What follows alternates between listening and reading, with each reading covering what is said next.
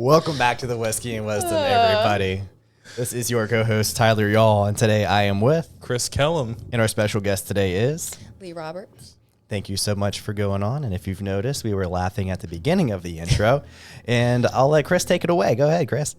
So I'm trying to give Tyler more content in general. So Leigh is not drinking because she's doing 75 hard. Yes, correct. I have had a few drinks today, so I'm just being a goofball. Right. Oh, yeah, I'm fine. All right. I ended the night, if you didn't notice, we are at the Starling. Yes. So they do make some amazing mocktails. It's beautiful. Leigh has like their aperitivo, like an Aperol spritz, like mocktail. Yeah. And then I don't know what I'm drinking, but it's delicious. You want to try it? Looks fantastic. It's so cute. Like it looks like it'd be really good alcoholic. Nope. You're very secure. Yeah. Oh. Like super sweet. It's like a girly drink, but like I can appreciate that you're having this. Oh, you should Very see the cute. stuff we drink on a regular basis. You're like, oh, Pinky okay. up. Yeah. I've hit the point where I'm a big black guy. If you're really going to pick on me, like, let's go. Yeah. All right. People already thought I was gay for like the first 28 years I was alive. No, I didn't. That's a whole nother story. And being in jewelry, too. We were both in jewelry, just like the You fact. were? Huh? Yeah. That's how we know each other. When? My whole college career, pretty This is much. a podcast Yeah. about you. Love how the tables have turned. Yeah. Tell me about this stuff. Interesting. Interesting. But Yeah. yeah, we met 8 years ago almost. Yeah. Worked together for about 1.5 years, 2 years. And then he convinced me to make a podcast. And in that time, we have talked about you because, see, and leaning it back into your direction, we've talked about you because we were in the cargo district. Yes, And you had a studio down the street. I did. Next to one of the best restaurants. On time? Yes.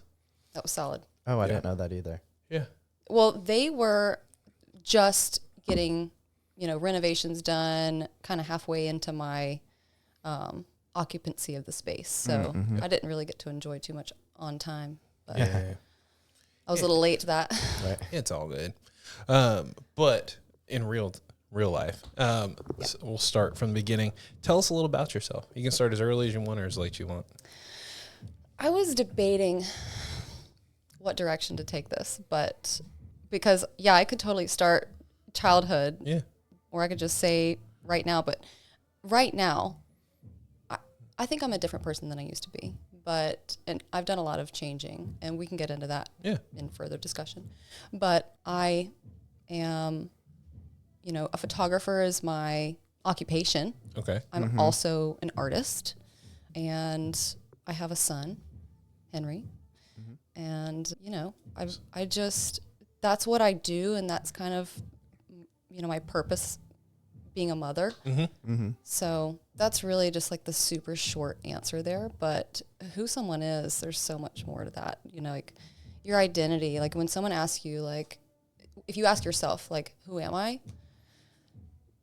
First thing you probably would say about yourself is your occupation, or something you would say to somebody else is your occupation. But like, who are you? There's so much that makes up a person on who they are. But like, where do you find your identity? Do you find it in Christ, or do you find it in things? Yeah. What you do?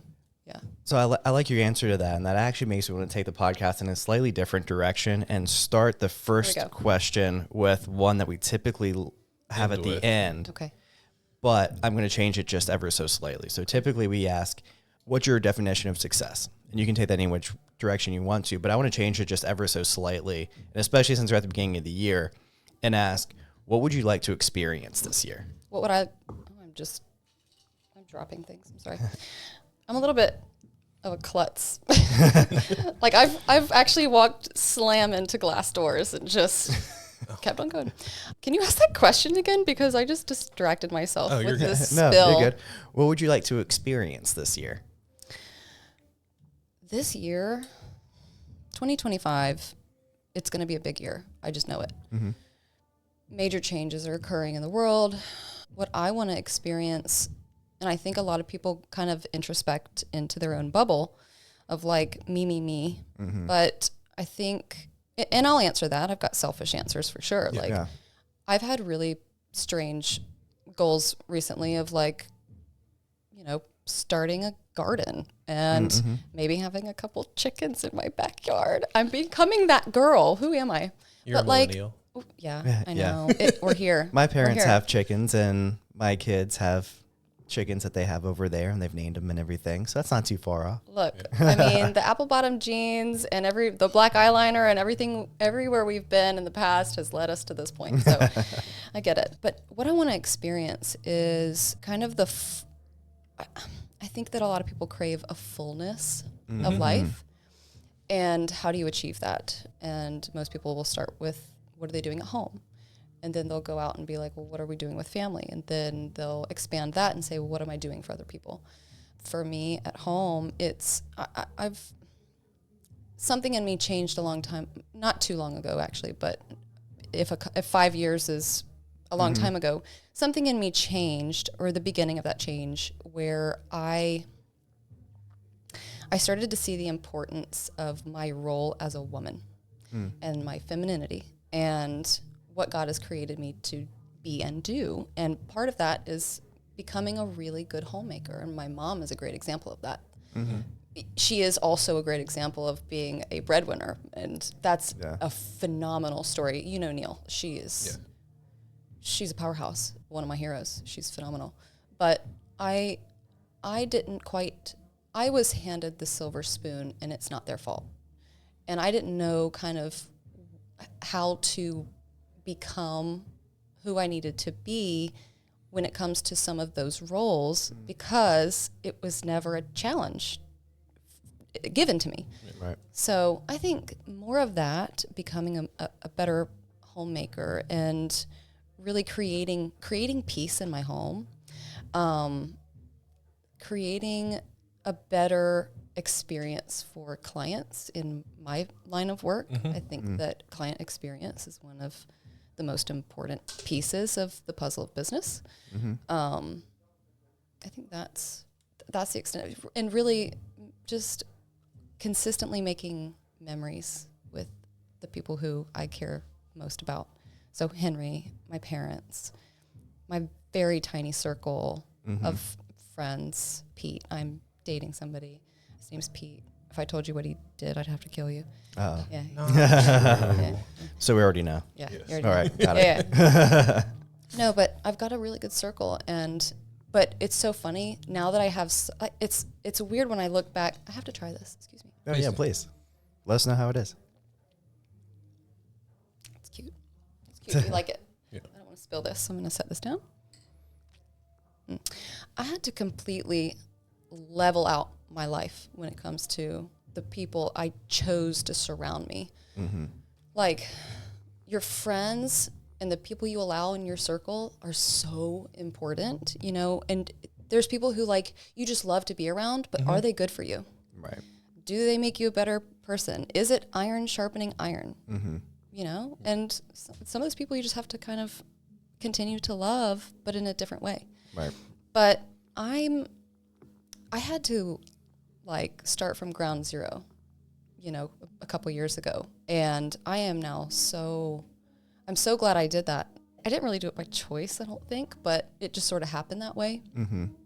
Where I found myself, like, really needing fellowship and had none. Right. And TJ fell back into my life. I've known TJ and Matthew Ray for like 15 years. They were my youth leaders. Every time I would go to, I was at Northside, but I would go every once in a while with my best friend at the time to Rock Church, and they were youth leaders over there. So I met them, but we reconnected as friends about 4 years ago, and he introduced me to one of my best friends now, Mike Koski.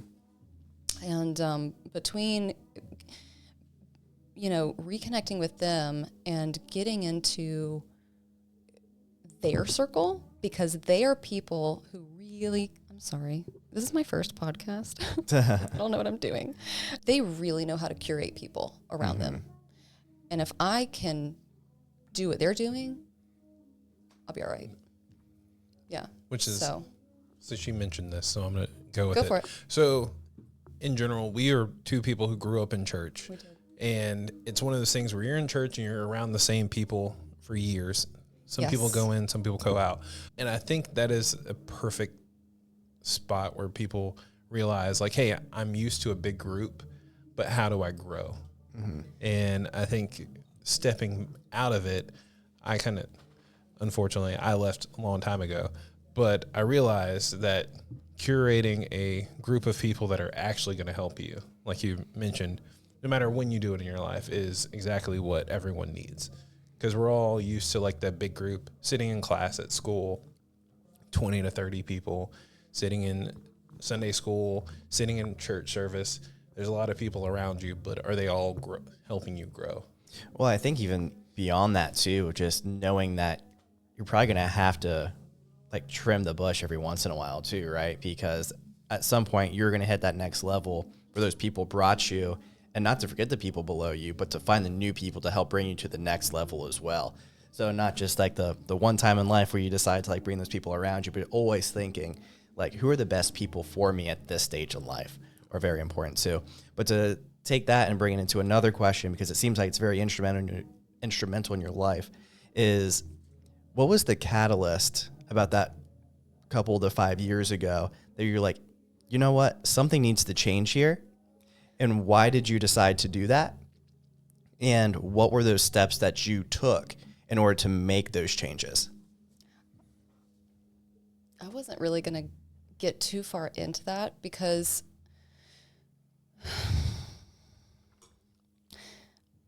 I'm a very different person than who I used to be.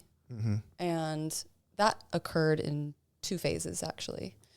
The first, when that first moment occurred when I had Henry. Mm-hmm. When I became a mother, it was an instant realization, but it was not an instant change. And it was a realization that I had to somehow get rid of selfishness, self-absorption, the things that I was so used to. Like, there were so many things in my life that I had made a priority that was could no longer be a priority. Mm-hmm. It just couldn't. Yeah. And prior to having my son, I had literally never held a baby in my life. I don't know what I'm doing. Get away with that. Look, I didn't. I was the same way too, but I wasn't really like ready to have a child. Part of it was I was just kind of going along with like what other people wanted. Yeah. Like my family growing up, like you find somebody and like immediately, like basically in your childhood, and get married, and then you start a family, you buy a house, you start a family, and then I guess you die. I don't know, but like that was kind of the narrative growing up, but I had to choose to change. They say people don't change, right? They do. Yeah. Mm-hmm. You have to make that choice. And that choice was like pulling teeth. I keep moving away, I'm sorry. That choice was like pulling teeth because I realized a lot about my life that I didn't like. I didn't like myself. I didn't like where I was at in life. I was also going through postpartum rage. I was not okay. So, but fast forward, a lot of things in my life changed. And then actually fast forward to September 2024, a couple months ago. Yeah. I won't fast forward just yet. The things that changed in me back then were I can't continue to be in the same circles. I clearly don't care about other people or what they think of me, like I cared. Deep down, everybody really cares about what people think of you. Mm-hmm. But I was just like this type of person that was just, I gave off this vibe of like, don't talk to me. Like, don't even look at me. Mm-hmm. I was too cool for school. I hate that. I hate people who are just like, they're too cool for anything. Like, shut up. Like, you're not too cool for anything. Like, right. Be yourself. And I had to realize that too, because I was like that. I guarantee you a lot of people just didn't like me. And I didn't like myself, so I don't blame them. But I went through a lot and had to make a lot of apologies to family members. Well, didn't have any more friends, so, but church member, all this kind of stuff. And I was going to a different church at the time anyways, and I felt a little bit abandoned there, but we won't get into that either. But I felt so alone and isolated during that period of time. And in that isolation, I found some silver linings. Like I had lost my business. I had lost my house. I had I had given it up. Lost is just, I don't mean to mince words, but like I chose the change. And a lot of it wasn't good choices for that change.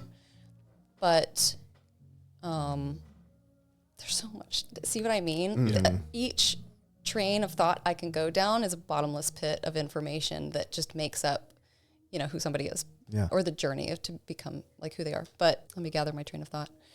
But during that time, like that was really, really, really hard. Like, I mean, I would go to like these parties and like bring Tupperware and fill it with food so that I had lunch the next day. Like I had like no money, but I came from a family that like gave me everything. And I chose to forfeit all of that, not for a good reason, It was just like, and I was being irresponsible with everything I had been handed that my parents had worked for. And I can only blame myself. Like at the end of the day, like you can only blame you.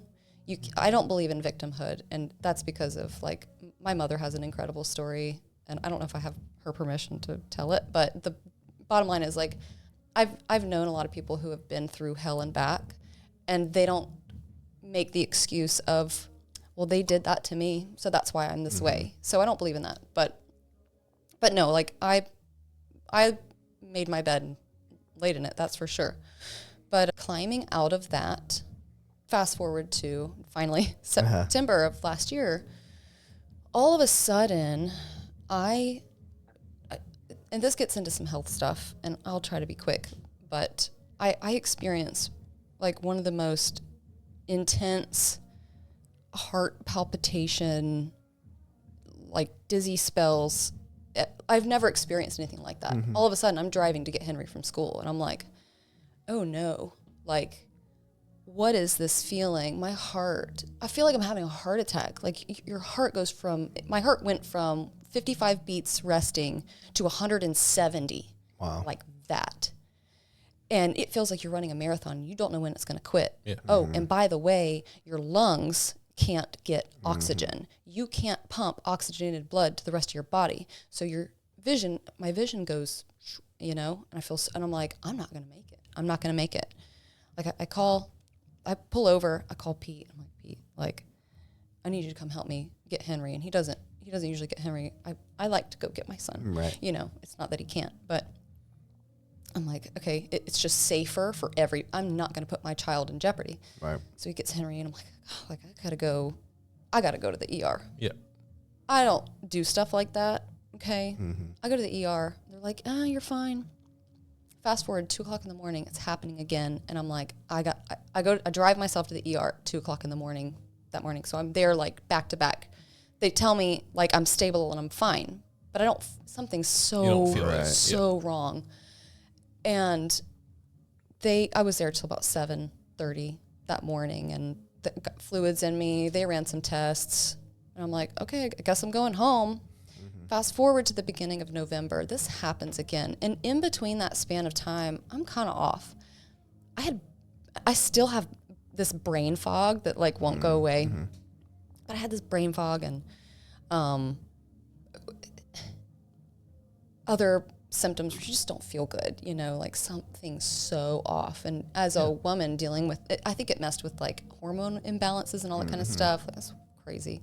That's a whole thing in itself. But it happened again in November, early November, and I'm back in the ER. But this time I'm like, oh no, like it's back with a vengeance. And I'm thinking like, I don't have my will ready. I'm staring down the barrel of like a higher morbidity rate than I thought that I had. And I'm like, why is this, what's happening to me? And, the doctors there, they had their theories, and one of them thought that I was having a thyroid storm. So I had lost a bunch of weight because of the stress of like the first one. Right. And I lost weight I didn't have. Like, I'm already kind of petite, but it was getting pretty dangerous, and not by choice. Like, it was just like my body just can't, it doesn't know what is going on. Right. So I'm in the ER again. The doctor's like, I think you're having a thyroid storm. I'm like, okay. Like, my TSH was a little high. So I start, really looking into the specialists and all that kind of stuff. Because I'm like, I can't afford another ER visit. Okay, it gets really expensive. Yep. But more than that, like, things get really, really serious in your mind and your body and your soul when your health, when you're watching your health go out the window. Mm-hmm. Like, things change. Yes. When you feel like you have a foot in the grave, right? And the mindset to that too, because everything is just like, doom and gloom, right, and panic. And I even remember I couldn't even get out of bed for several days, because everything hurt. Like, my chest just hurt, my lungs hurt. I couldn't catch a full breath. And I remember laying there, and it was actually a moment of, I found myself on my knees on the floor, face down on a floor that, like, I hadn't vacuumed in a couple days because I haven't been able to, like, do anything. Like, crying out to God, like, forgive me, I've taken for granted. In that moment, I realized I took for granted my health. I'm a skinny girl who looks all right. And people would say I'm healthy. I thought I was healthy. And I just, like, did whatever I want, ate whatever I wanted. I hadn't exercised really since I played volleyball in college. Like, I just kind of ran with it, and just was like, I'm invincible. Like, I'm good. Mm-hmm. You're not. You're really not. I found myself in absolute repentance of the pride that I had. Mm-hmm. Pride comes before a fall. Mm. Okay. Yep. That can go so many ways, but, like, I found myself asking for, like, a chance for God to help me turn this around and to give me the tools to turn this around, and praying for, like, encouragement that, like, can this be fixed? I don't know what's wrong with me, but can it be fixed? Yeah. I ended up calling TJ. I called Mike, and I told him what's going on, and they prayed for me, and it was amazing that after we were in prayer, I was able to actually, like, stand up and catch a full breath of air. And I went to my family doctor immediately. I got my referrals to a bunch of these different places. I mean, I saw endocrinology. They ruled out thyroid. It's not thyroid. I'm like, okay, what is it? We went to GI. They ruled that out. Nothing wrong with my gastrointestinal situation. Fine. I see a cardiologist, like, next week. That was a really long wait for referral. But I ended up seeing a holistic doctor, and I've been taking some really cool supplements and, like, things like enzymes like nattokinase and, like, it's just some amazing stuff. And I'm already actually seeing results by consuming the things that, like, God created for us. Right. And I've kind of refused, like, this is crazy too. My family doctor was like, oh, you're probably just depressed. Here's some anti-anxiety medication. I'm like, I'm sorry, what? And then she was like, and by the way, like, don't listen to that, the crazy uncle on Facebook about all this holistic stuff. I found myself, like, shutting up because I'm like, actually, in fact, I probably should listen to my crazy uncle on Facebook. I don't have a crazy uncle, but. Right, yeah. I don't know, do I? I think everybody's got a couple crazy. Everyone has a crazy uncle. But do you? It's a lot of ants for me. Yeah, I was going to say, yeah. I got a lot of ants. But anyways, I do a CT scan, I do an echocardiogram. I get my results back from both of those while I'm taking all these supplements. And I'm, like, alone, and I see the results, and I see that my pulmonary artery pressure, everything in my heart was good except for the results of my pulmonary artery pressure. It was at 37. And for reference, normal is 20, and borderline pulmonary hypertension is at 40. Okay, okay, I'm 3 points away from potentially having pulmonary hypertension. And what really sent me was Googling that. Don't do that. Yeah. Don't do that. I don't Google anything medical. What really pushed me into to further what I'm trying to get into about change. I promise I'm landing this plane.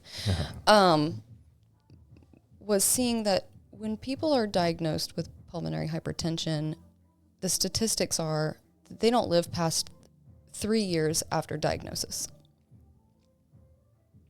And seeing that was like, that can't be me. That can't be me. Mm-hmm. I can't allow that to be me. God can't allow that to me. How could I don't think I've ever questioned God at all, but boy, have I. You thought about it.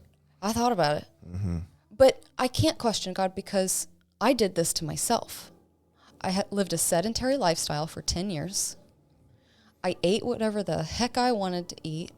I drank alcohol like it didn't matter. Well, I didn't drink a lot, but like 2 drinks on a 107-pound girl. But there's damage. Yeah. There's damage. But beyond that, like, I just didn't think before I acted. And the stress after having a child and getting a divorce and not having the business that you started and helped start, and the house, your dream house that your parents bought you, like, I take all these things for granted. And I'm like, my parents came from nothing, and they worked their entire life to hand me everything, and I do what with it? Mm-hmm. I'm so irresponsible. So I found myself on that floor again, crying out to God, once again saying, God, I deserve this. And you know what? Later on, I found myself thanking him. Like, am I crazy for thanking him for this challenge? Mm-hmm. Like, nobody knows when they're gonna go, but like, I have an opportunity here to actually grow closer to the Lord. And that was really important. I think he's using this to help me in my mindset and how my dad said something really, really, really profound a week ago. He said, God's not real concerned about your circumstances. It's your response. Mm-hmm. So what's your response? That's where, like, a lot of people's victim mentality comes in, and it's really easy to have. But, like, how do you respond to the challenges in your life? Mm-hmm. So I know I'm not talking about my business right now, but, like, who cares about my business? Like, what about our lives and, like, the decisions that we make? You know, I could probably do anything that I set my mind to. I've pivoted a lot in my career. I've tried a lot of things. A lot of things did not work, but that's kind of a success in itself, because you gain knowledge. Right. And then as long as you don't do the same thing over and over and over again, you're not insane, are you? Right. But no, that moment where I find out about my pulmonary artery, and then my CT scan came back, I've got a nodule in my lung.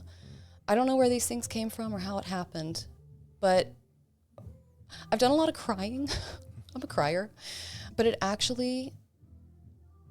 it's how I have an opportunity to use this to glorify God, I think. Mm-hmm. I'm not just saying that because I'm on a podcast. Like, I think that really did change me. Yeah. Because when you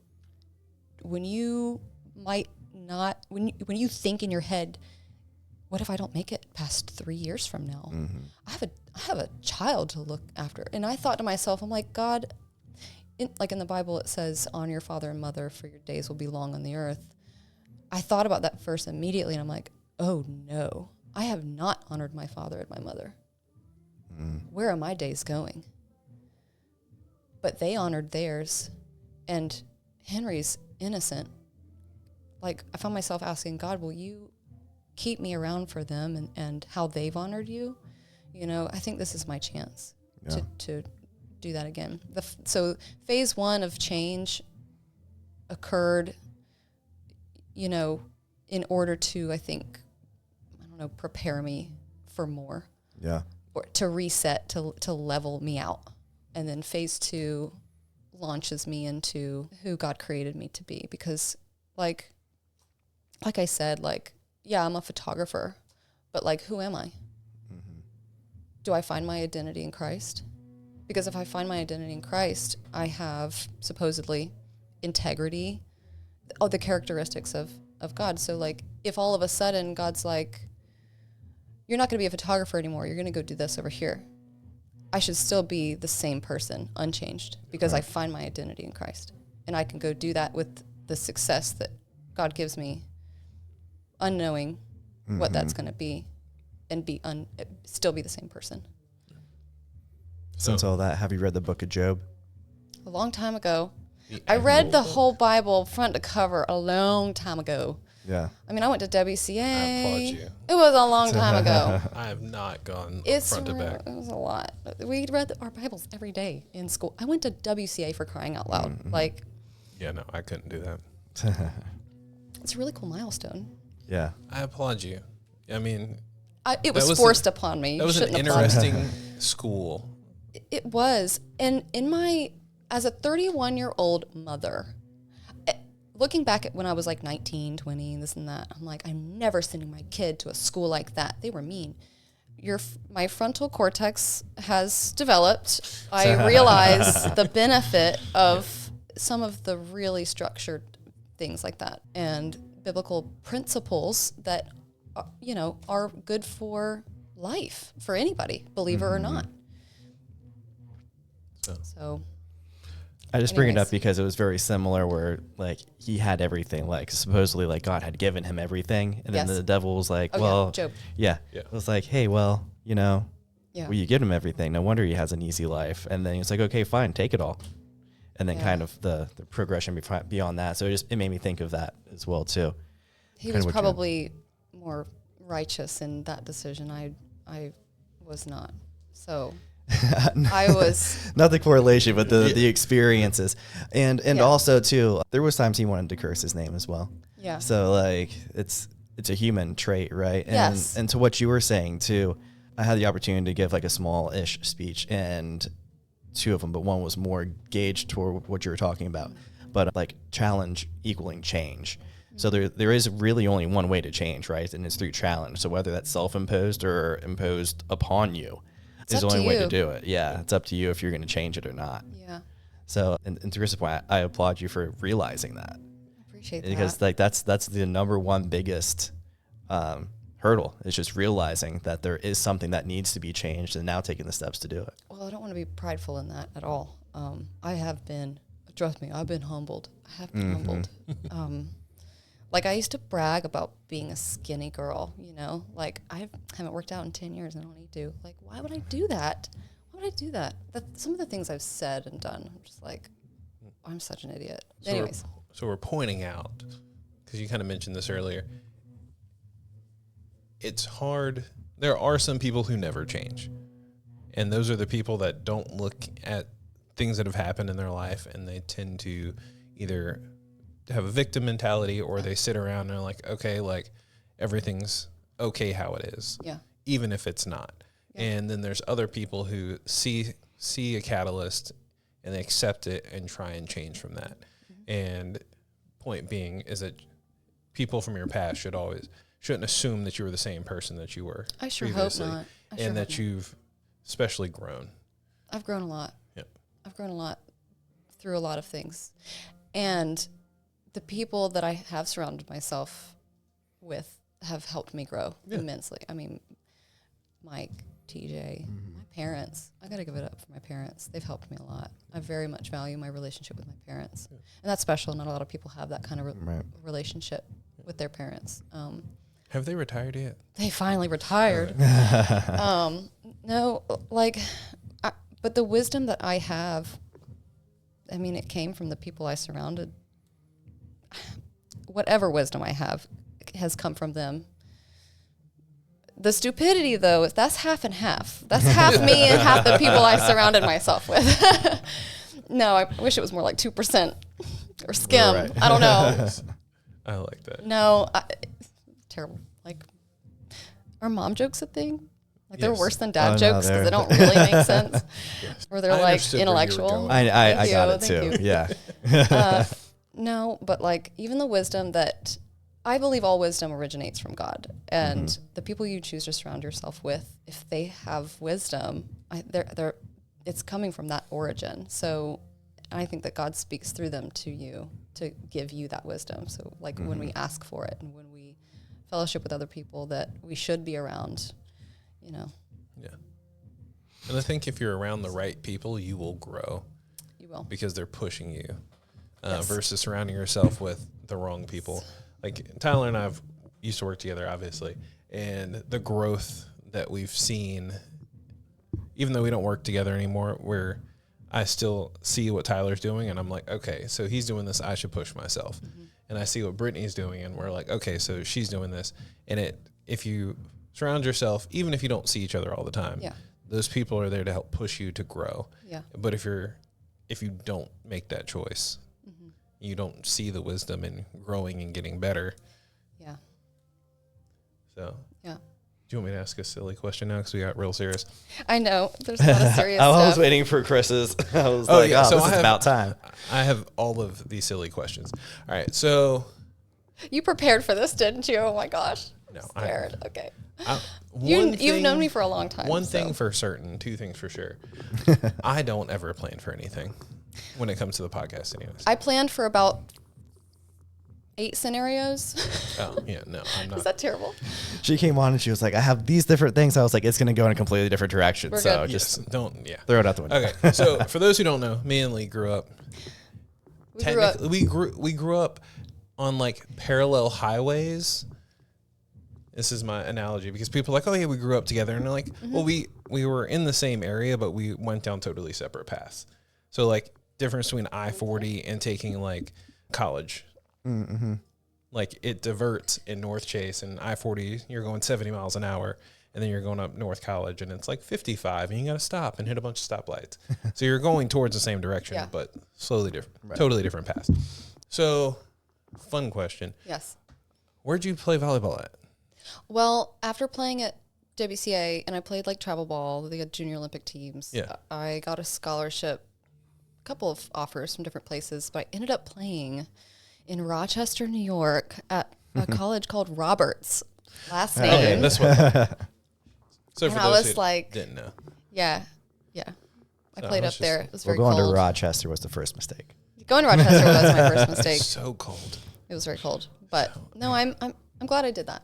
And then I came home immediately. I wasn't trying to get away from home. I You just just wanted to play ball. want to play some ball. Yeah. So do you still play volleyball? I'm so competitive, and my skills, when you don't use it, you lose it. I get so mad at myself because I'm not as good as I used to be, so I like refuse to play.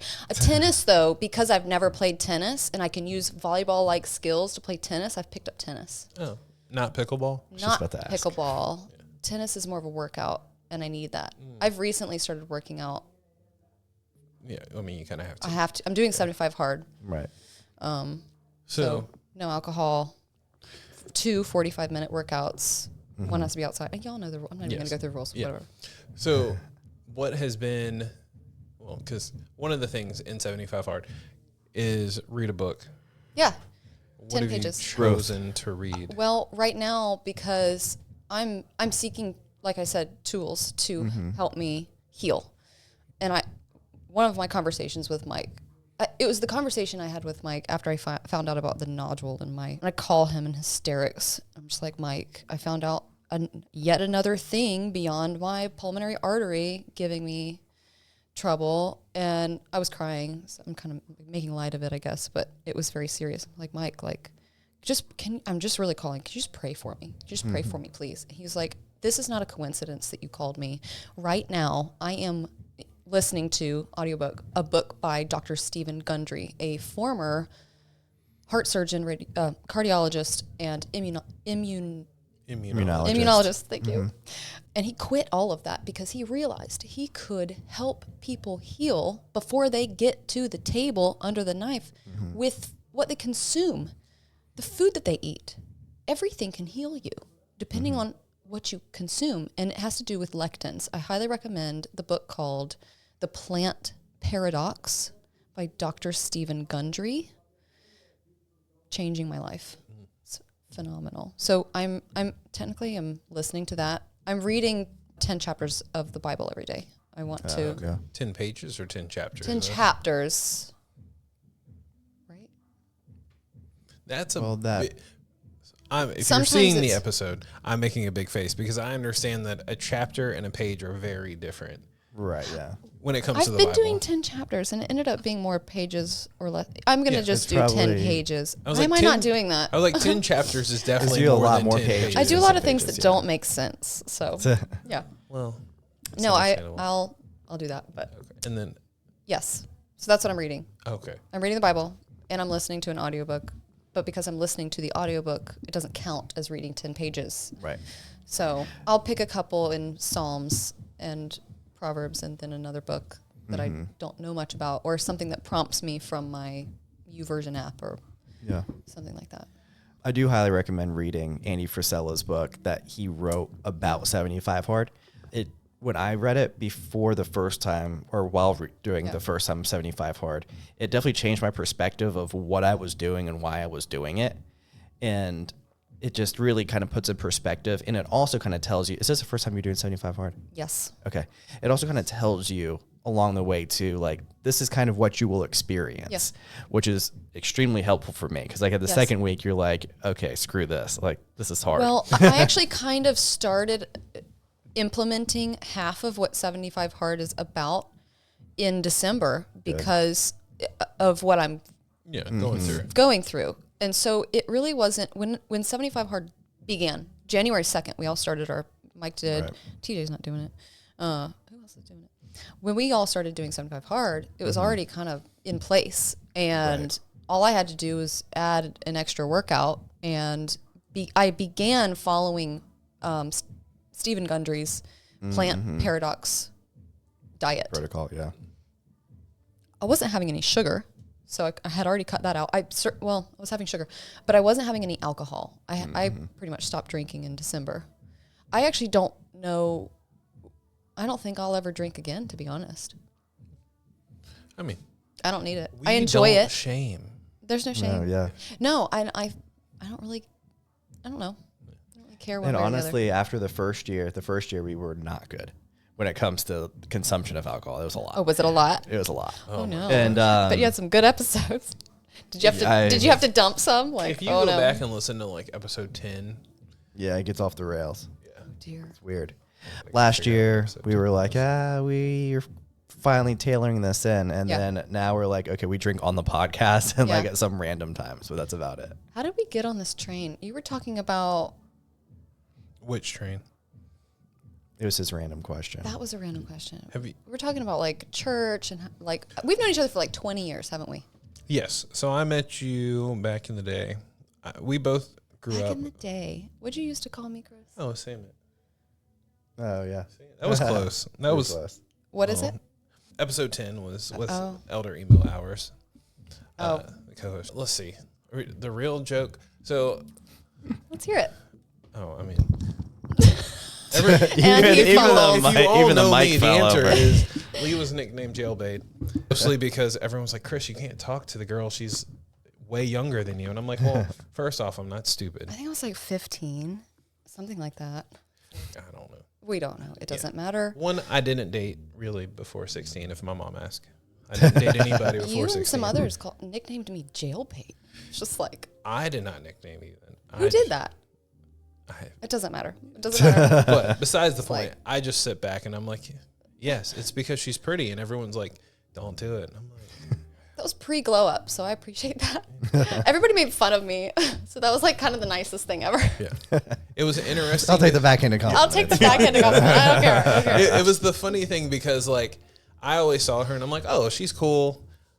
But Thank you. because she was doing sports and went to WCA, she was like an own separate thing because I really didn't.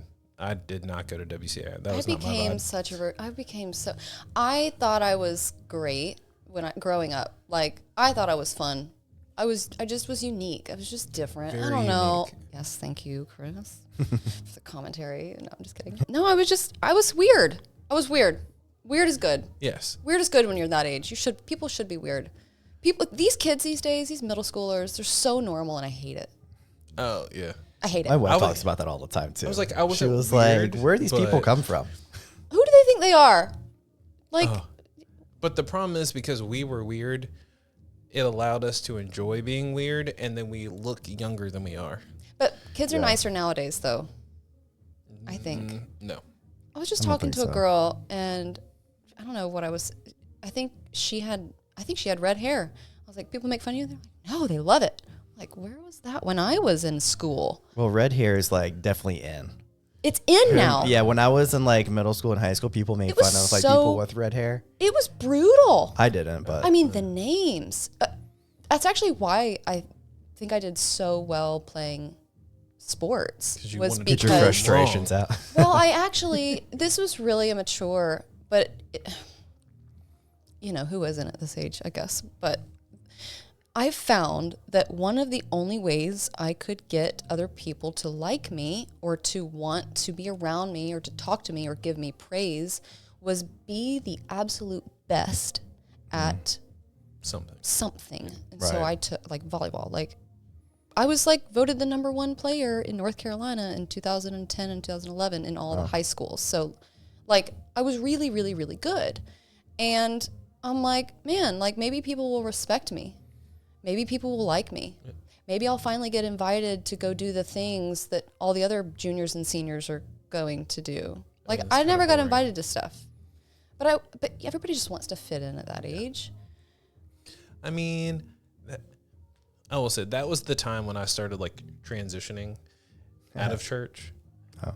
Yeah. And everyone's like, why? And I'm like, oh, I left church in its entirety actually 5 years ago when I went through phase 1 of change. Mm-hmm. Which is understandable. I was upset at church. I don't think I've ever been upset at God, but I've been upset at church. Yeah. And I just this year in, I think August, went back to church. I went to Northside. Mm-hmm. No, I actually really, it was weird. When I stepped in, it was like like tears, just the floodgates opened. Because it's so weird when you haven't been to, I hadn't been to Northside in 8 years. Like it's so weird when you step into the church that you spent your first 21 years of life going to, and then you step back in and everything's different, but it's also all the same. Yes. And so like, I think God's been softening my heart a lot. I think change can only come when your heart is soft. Yeah. And so I just started crying. I'm just like, I found myself quite hungry for the word. But growing up under Kenny's teaching, I understand his way of thinking. Yeah. Kenny Chen, pastor of Northside Church, for reference. But I really like how he teaches. It makes sense to me because I'm used to it. But it's beyond. It's not just surface level. And I've been a Christian for a long time. I haven't always acted like one, but I really like diving deep into the scriptures the way that he does that. Mm-hmm. It gives me something, you know? Yeah. I think it's great. But I Anyhow. applaud you. you keep saying that. Well, no, in general. So here's the thing. Growing up, everyone looked at me like I was crazy. I always look at people and give everyone respect until they do something to lose that. Oh, I went on a tangent, didn't I? We're talking about growing up. Yeah. No, just in general. In general. Like everyone's like, oh, why'd you do this? And I'm like, I think they earn the respect until they fuck up. Yeah, I didn't have a very healthy, but I also did weird things. Like I shaved my head twice. Yes, she did. I did the Britney, but like not the way that Britney did the Britney. Well, I Britney didn't also have- had millions of dollars. Me? Brittany. Oh, I'm like, what? No. Yeah, but Brittany did the weird thing. I did it because I thought the pixie cut was really cute, and I wanted to do that. And then it wasn't so cute when Growing out. it wasn't so cute growing out. That's a terrible. Oh, it's so bad. But it wasn't so cute when my calculus teacher looks over at the class and I'm turned around and he says, "Sir, turn around." 4 times and I'm not listening because he's saying, sir. I am no sir. And then I finally look over and he was mortified, mortified. And so was I.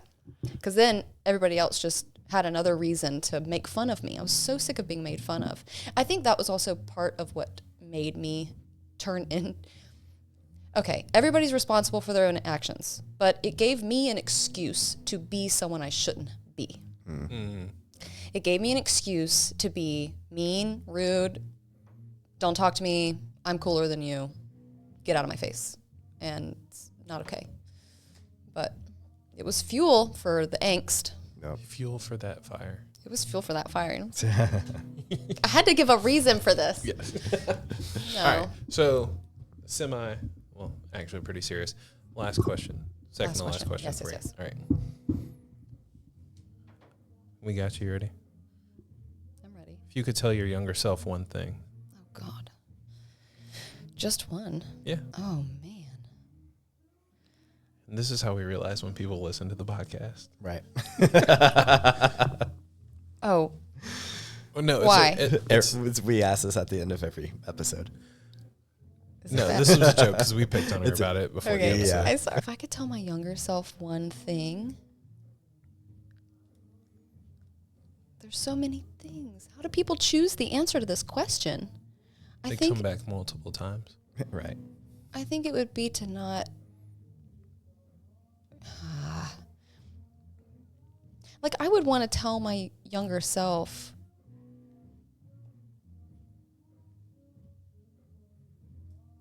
Wow, you're going to have to cut out that very long pause. I'm sorry. AI does it automatically. It's Thank fine.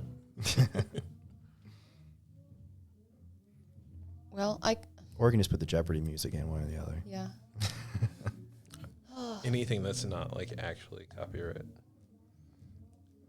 I'm going back and forth between 6 things, so I apologize because I'm trying to deem the most important. But Or you can just do like a rapid fire session of them.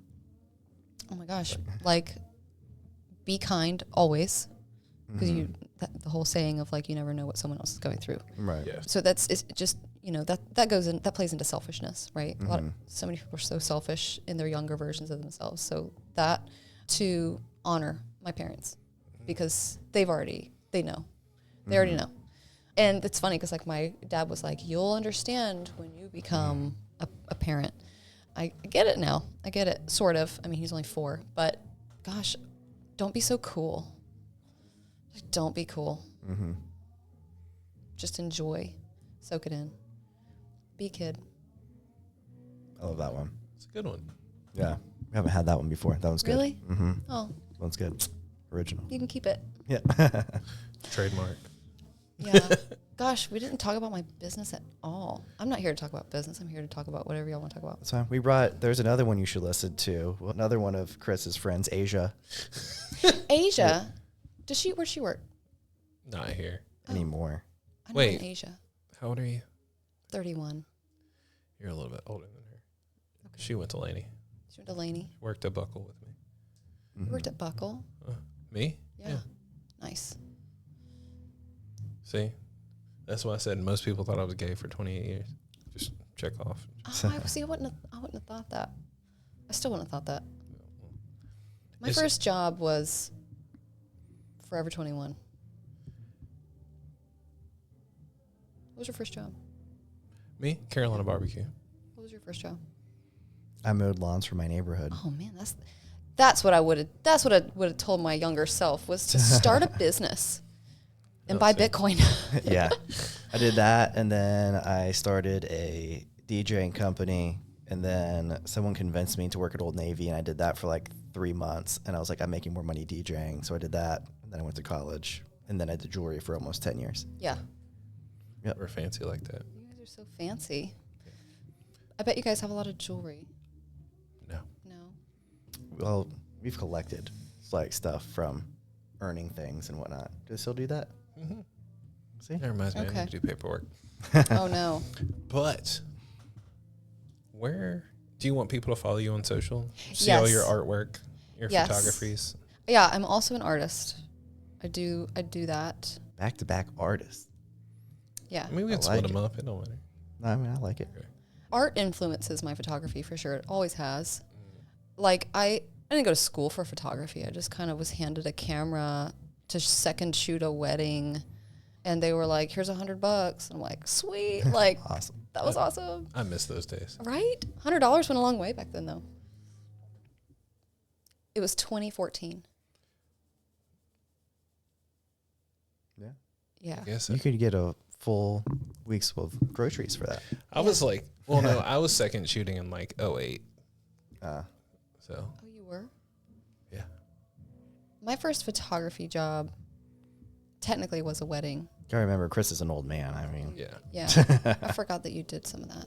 I've done a lot of things. You've done a lot of things. When did you get married? It's a grand question. The answer is 2001. Nice. no.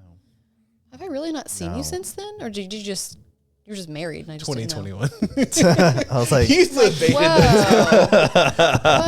Whoa, you got me too. But I truly am gullible. It's so bad. No. 2001. I was 7th grade. I was like, excuse me. I was like, You're that not doesn't that make old. sense, but I'll go with it. No. I'll go with it. 2021.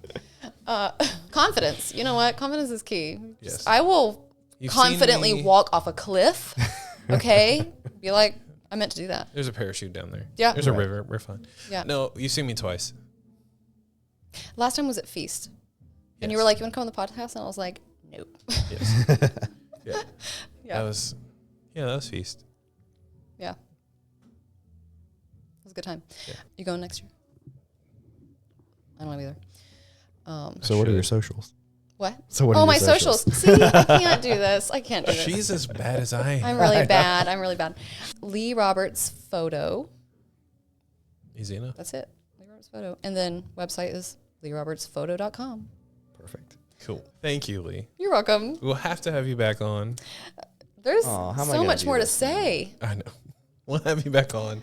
Go down a true deep dive of your business and then go crazy. I have more nuggets of wisdom to impart to you all Yes. in my old age. I love But- that in your old age. Yes. 31. But yeah, you guys check out the episode on social medias. We're on everything and on YouTube. This episode will not be made by AI, just edited by it. But yeah, we'll catch you in the next one. Cheers. That was fun.